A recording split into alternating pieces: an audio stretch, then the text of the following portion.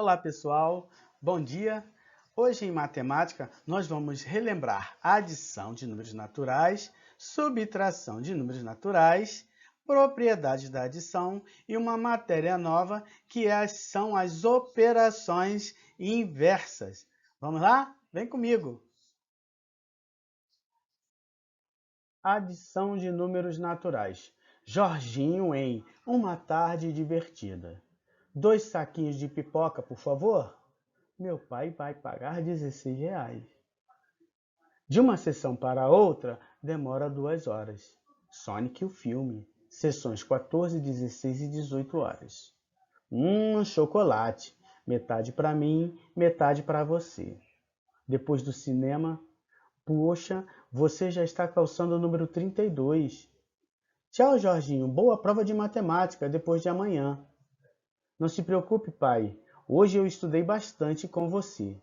Então, pessoal, nós estamos vendo aqui no quadrinho diversas situações de operações de matemática em que o Jorginho está pensando.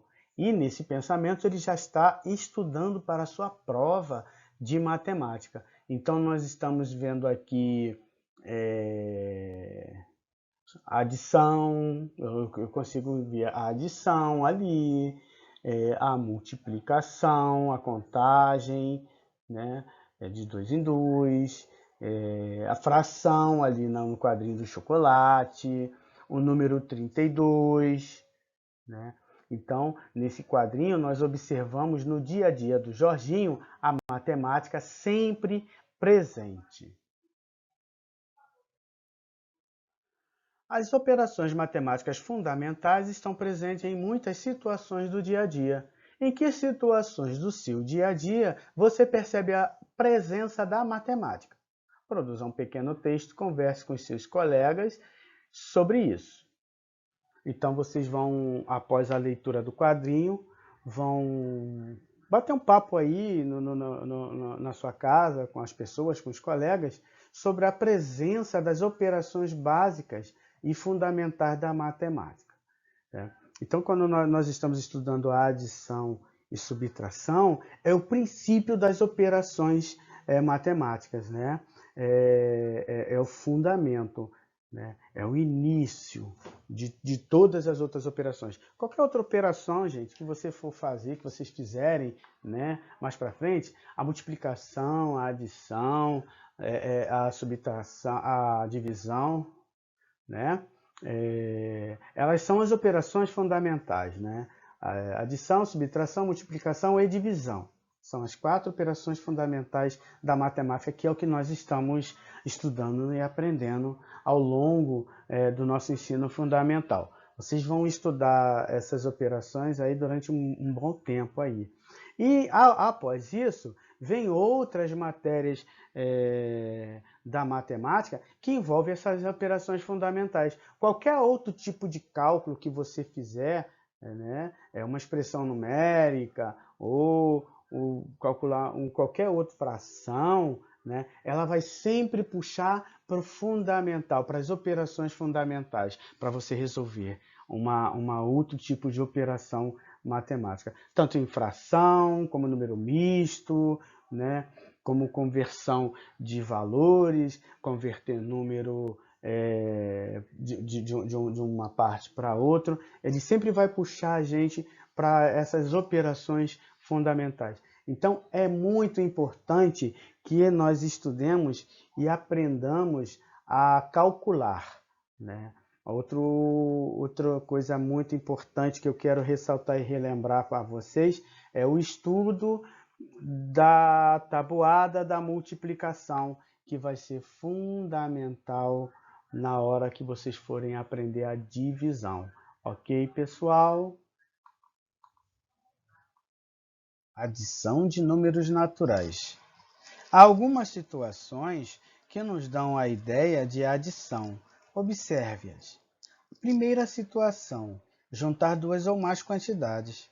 Uma campanha de vacinação foi feita durante 4 dias em um posto de saúde de uma pequena cidade. Nos 2 primeiros dias, foram vacinadas 570 crianças, e nos outros 2 dias foram vacinadas 429. Quantas crianças foram vacinadas nesse posto de saúde? Para resolver esse problema, devemos fazer a seguinte adição: 570 mais 429. Então, pessoal, nós estamos vendo aqui uma situação de adição, né? Podemos perceber também algumas palavras-chave que nós vamos falar ao longo dessa aula, que nos dá a ideia de adição, né? Aqui a palavra quantas foram, né? Ela dá a ideia de um total, né? Soma o total. Então, quantas foram e outras palavras-chave que a gente vai mostrar para vocês ao longo desse período. Nós temos aqui uma adição, né? A ordem aqui de resolver essa adição, ela não importa, não interfere, tanto colocando 429 embaixo ou subindo ele, invertendo ele para cima, a soma ou total vai ser igual. Então, nós temos aqui 0 mais 9, 9. 7 mais 2, 9. E 5 mais 4, 9. E aí nós temos aqui a resposta. Foram vacinadas 999 crianças nesse período. Então, pessoal, toda vez que vocês virem numa atividade, ou no livro pedagógico, ou o professor passar lá no quadro para vocês escreverem no caderno, ou numa prova, né? E principalmente em prova, pessoal, além de vocês efetuarem o cálculo, deixarem o cálculo registrado lá na folha da prova, vocês também têm que montar, formular sua resposta, ok? Vocês têm que responder, não só com o cálculo, mas escrevendo a sua resposta aqui por extenso, como está escrito aqui, tá? Como eu faço isso, professor? A pergunta não é assim: quantas crianças foram vacinadas nesse período? Então, você percebe que a resposta começa aonde? Foram vacinadas. Aí ele colocou aqui o resultado total da soma, 999 crianças nesse período.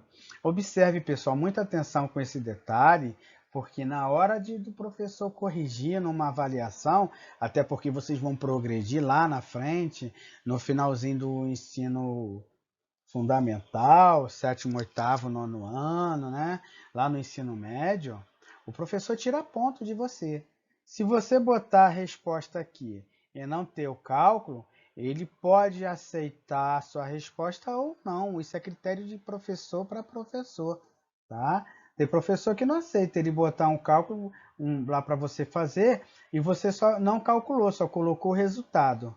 E também, se você fizer o cálculo direitinho, certinho, e não escrever a resposta, ele pode dar errado como pode dar certo.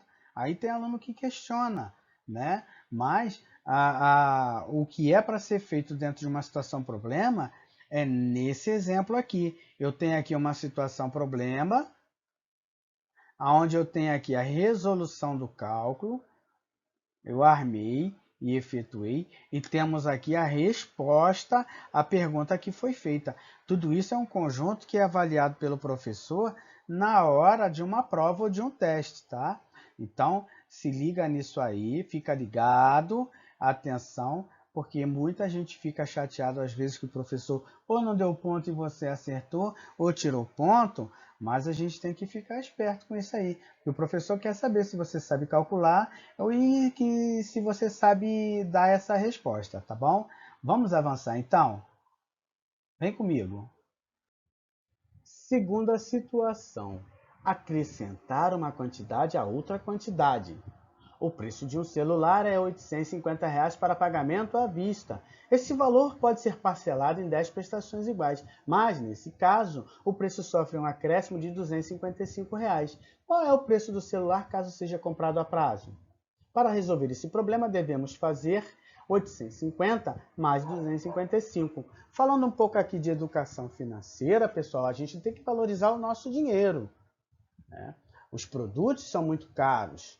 E nós queremos os produtos na hora, né?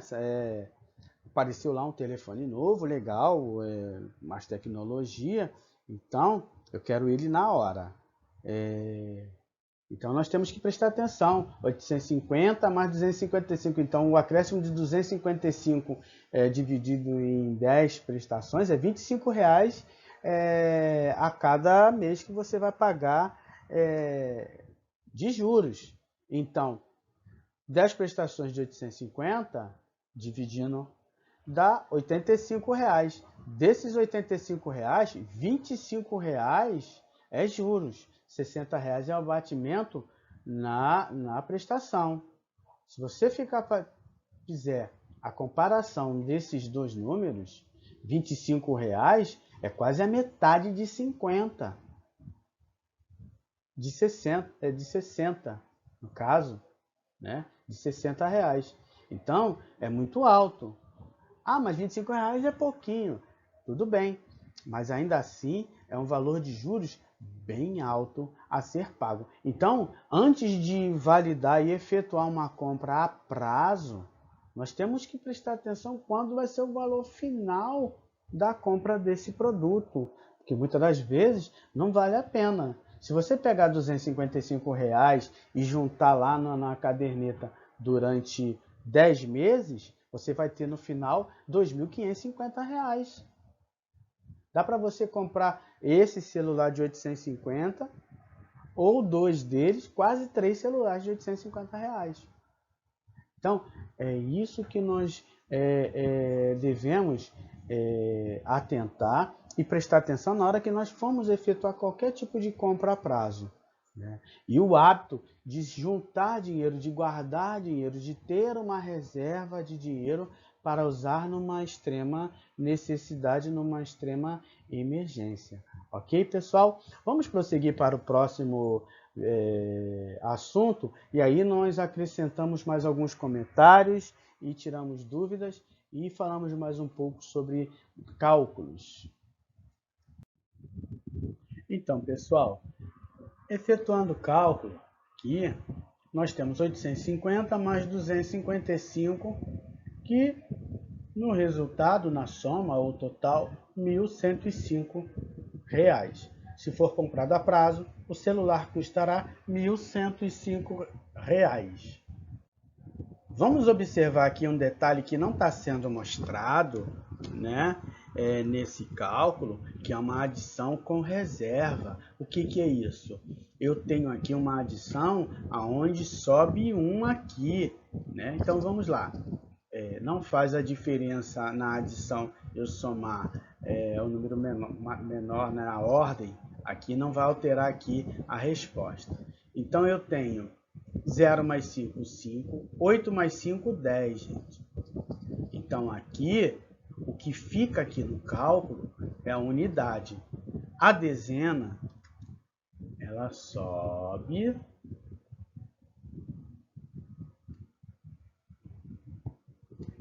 e é somada aqui nesse cálculo de 8 mais 2. Então eu tenho 8 mais 2 são 10, com mais umzinho lá da reserva, 11. Tá, pessoal?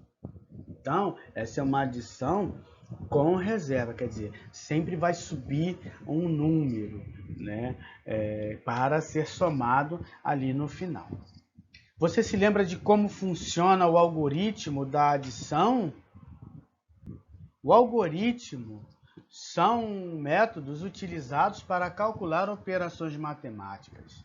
Na adição, usamos o sinal de mais para indicar a operação. Tá? Outro detalhe que eu quero compartilhar com vocês aqui, que eu vejo muito nas minhas turmas, é a confusão que os alunos fazem com esse algoritmo aqui dos sinais. Quando vamos fazer uma multiplicação, né, muitos alunos se confundem. Ao invés de fazer a multiplicação, eles fazem a adição. Isso é muito normal, é muito comum eu ver nas turmas em que eu dou aula, né? Então, temos que prestar atenção no sinal da adição, que é o mais, e o sinal da multiplicação, que é o vezes, tá, pessoal? Não podemos esquecer esse detalhe, tá? Porque senão o nosso cálculo dá errado. Você, apesar de você ter confundido e fez lá, confundiu multiplicação com adição e fez o cálculo de maneira correta, né? Ainda assim, você fez vai estar errado porque o cálculo na verdade era uma multiplicação e você fez a adição, né? Começamos primeiro os nossos cálculos pelas unidades. Aqui é um outro exemplo, ó, 38 mais 92. Tá? Então, em qualquer cálculo, gente, tanto na adição, na subtração e na multiplicação, presta atenção que são essas três operações, tá? Aonde nós começamos pela unidade. A divisão é caso à parte que nós vamos estudar e vamos entender lá mais na frente. Mas nessas três operações, adição, subtração e multiplicação, sempre começamos pelas unidades aqui, tá? Então, ele está colocando aqui uma decomposição dos números, né? 8 unidades mais 2 unidades igual a 10 unidades, né? Uma dezena mais 0 unidades. Em seguida, adicionamos as dezenas. 3 dezenas mais 9 dezenas mais 1 dezena, que veio da adição das unidades. 13 dezenas ou 1 centena e 13 dezenas. Tá? Então, aqui, né, 8 mais 2, 10. Aquela reservinha lá do outro exemplo que eu mostrei para vocês, né, que vem do cálculo das unidades. E aqui eu tenho 9 mais 3 são 12. 12, né, com mais 1, 13. Então, nós temos 130. Ok, pessoal? Vamos prosseguir. Então, pessoal, finalizando aqui com essas atividades, a parte da adição, né? Utilizando o algoritmo, resolva no seu caderno cada adição apresentada a seguir. Então, vocês vão armar e efetuar no seu caderno as adições a seguir, que estão sendo apresentadas aqui, e calcular. Lembrando que da letra F em diante, nós temos a adição de 3 parcelas, tá? Ó, são 3 parcelas para adicionar. Então, vocês têm que prestar atenção na hora que for armar essas adições, de colocar unidade embaixo de unidade, dezena embaixo de dezena, centena embaixo de centena e unidade de milhar embaixo de unidade de milhar. Ok, pessoal? Vamos lá, então. Vamos trabalhar, vamos calcular. Nessa parte aqui da atividade, nós temos aí problemas envolvendo a adição. E aí é que é a questão do problema. Eu tenho aqui o primeiro problema aqui de número 32. A cachumba é uma doença provocada por um vírus, caracterizada principalmente pelo inchaço das glândulas que produzem a saliva. Elas ficam nas laterais do pescoço, abaixo da mandíbula. A doença não tem tratamento específico e pode ser prevenida com vacina, num determinado estado. Os casos de cachumba foram registrados no primeiro e segundo semestre de 2014, conforme mostra a tabela a seguir. Então, nós temos as informações e temos uma tabela, né, com o número de casos confirmados de cachumba, janeiro a junho de 2014 e de julho a dezembro de 2014. Então, de janeiro a junho, nós temos 389 casos. De julho a dezembro, nós temos mais 413 casos. Casos de cachumba. Aí vem a pergunta: quantos casos de cachumba confirmados foram verificados nesse estado em 2014? Vou repetir a pergunta aqui. Quantos casos confirmados de cachumba foram verificados nesse estado em 2014? Né? Então, Na pergunta, na maioria das vezes, você consegue definir qual é o tipo de cálculo que você vai fazer. Ok? Já sabemos que é uma atividade voltada à adição, então é a adição que vocês vão fazer. Nesse caso do problema aí, o professor quer saber se você já aprendeu a calcular. Então você tem que armar e efetuar a conta e efetuar o cálculo da conta. É aquilo que a gente já conversou anteriormente. Na 33, na próxima situação problema, nós temos a seguinte informação. Uma campanha de vacinação foi realizada durante 7 dias em um posto de saúde de uma pequena cidade. Nos 5 primeiros dias, foram vacinadas 840 crianças. E nos outros 2 dias, foram 559 crianças. Ok, eu tenho as informações. Agora eu quero saber o que eu preciso fazer. E isso eu vou saber na perguntinha aqui. Quantas crianças foram vacinadas nesse posto? Então, qual é o cálculo que eu devo fazer? É uma adição de 840 crianças mais 559 crianças. Ok, pessoal? Vamos continuar aqui então. Você sabia que os vírus se multiplicam sem controle? Se encontrarem terreno favorável, geram doenças. Por isso, as vacinas são introduzidas no organismo como medida de prevenção. Elas estimulam a população de anticorpos, protegendo o corpo. A maioria das vacinas são tomadas na infância, quando o sistema imunológico ainda está em formação. Então, as vacinas que nós tomamos, na infância, elas são um fator importante de prevenção, não de cura. Vacina não cura doença, pessoal. Vacina previne. Nós estamos vivendo aí esse momento de pandemia, desse vírus ainda muito desconhecido da ciência, e além de ser muito desconhecido, ele é mortal, nós estamos vendo que essa vacina está sendo desenvolvida, e estamos todos aguardando, para essa imunização, para criar anticorpos para combater o vírus. Ah, tá, eu me vacinei contra o sarampo, mas eu tive sarampo. Ah, tudo bem, você teve sarampo, mas quando veio esse sarampo, ele não vem tão agressivo como aconteceria se você não tivesse tomado a vacina. Então é um pouco de curiosidade de ciências, dentro da aula de matemática, falando de vírus, e falamos de vírus na situação problema anterior. Então, gente, vacina é profilaxia, é prevenção. Quando a gente fala dos cuidados com a dengue, olhar o nosso quintal, ver o lixo, não deixar acumular água, isso tudo são medidas de prevenção a doenças. A vacina também é uma dessas medidas. Temos também a vacina da gripe, de prevenção à gripe, principalmente o pessoal que tem aí problemas alérgicos aí durante essa estação do outono,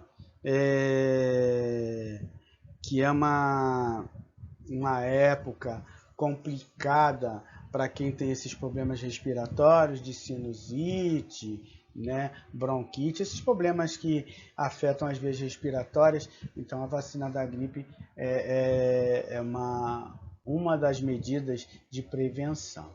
Ok, pessoal?